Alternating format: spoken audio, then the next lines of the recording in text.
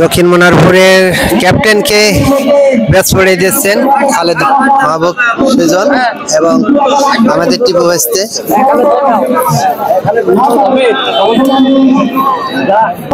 আজকের যে উদ্বোধনী ম্যাচ,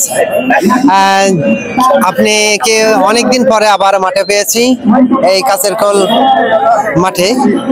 এই খেলার বিষয় আপনার কাছ থেকে কিছু, আজকের উদ্বোধনী ম্যাচের উপলক্ষে আপনার কাছ থেকে কিছু জানতে চাই। ধন্যবাদ রগুল ভাই।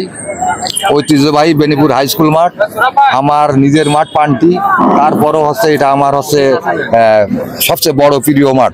এইখানে আমার দুইজন প্রাক্তন খেলোয়াড় ছিলেন, আতিয়ার রহমান মুন্নু এবং সুবোধ, এবং একজন রেফারি ছিলেন যার কথা না বললেই নাই, মরহুম ফারুক মাস্টার।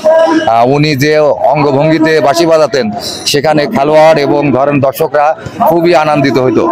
আজকের এই মাঠে যে দুইটা টিম, আজকে কুষ্টিয়া জেলা কুমারখালী থানার দক্ষিণ মনোহরপুরের ফুটবল একাদশ শোলকোবা ফুটবল একাডেমির সাথে যে আজকে খেলা হবে, এই খেলাটা দুই দলই তাদের টিমের খেলোয়াড় বিন্দু অনেক ভালো। সবচেয়ে শক্তিশালী টিম দক্ষিণ মনোহরপুরের।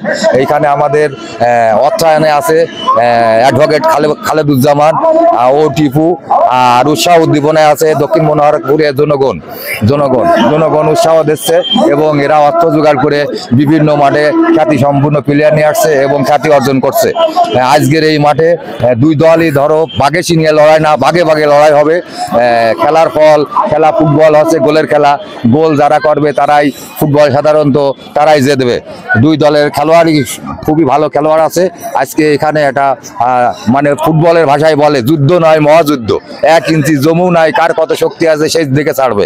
তো আজকে শেষ দেখা হবে যে কাদের কত শক্তি। এখানে মানে কোনো জমির যুদ্ধ না, এখানে যুদ্ধও নয় মহাযুদ্ধ, মাঠে মহাযুদ্ধ হবে। যুদ্ধর বিনিময়ে যারা জিতবে তারাই জয়ী হবে। ফুটবল হচ্ছে গোলের খেলা, ভালো খেলে হারার কোনো যুক্তি নাই, এখানে খেলবে। ধন্যবাদ মনিরুদ্দিন মুন্নু, বেনিপুর হাই স্কুল মাঠ। ধন্যবাদ সবাইকে, অসংখ্য ধন্যবাদ।